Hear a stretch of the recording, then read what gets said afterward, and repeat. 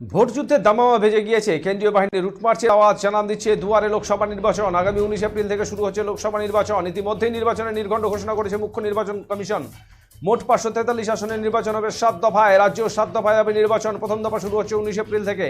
প্রথম দফায় ভোট হবে উত্তরবঙ্গের কোচবিহার, আলিপুরদুয়ার, জলপাইগুড়িতে। দ্বিতীয় দফায় ভোট হবে 26 এপ্রিল বালুরঘাট, রায়গঞ্জের পাশাপাশি দার্জিলিং জেলাতেও ভোট হবে। দ্বিতীয় দফায় এই ভোট গ্রহণ যাতে শান্তিপূর্ণভাবে হয়, তাই অনেক আগে থেকেই অর্থাৎ 1 মার্চ থেকে রাজ্যে 100 কোম্পানি কেন্দ্রীয় বাহিনী পাঠানো হয়েছিল। শিলিগুড়িতে পাঠানো হয় 1 কোম্পানি কেন্দ্রীয় বাহিনী।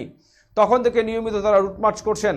কেন্দ্রীয় বাহিনীর সঙ্গে আছেন রাজ্য পুলিশের উচ্চপদস্থ আধিকারিকরা। সোমবার বিকেলেও শিলিগুড়ি বিধান রোড সহ বেশ কিছু গুরুত্বপূর্ণ জায়গায় দেখা যায় কেন্দ্রীয় বাহিনীর রুটমার্চ।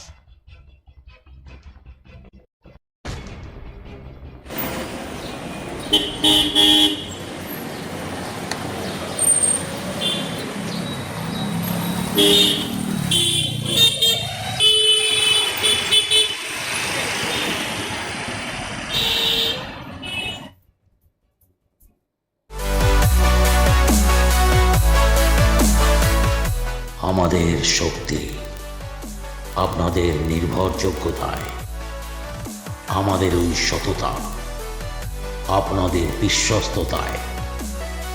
আমাদের প্রত্যেকটি গ্রহরত্ন পরীক্ষিত এবং কার্যকারী।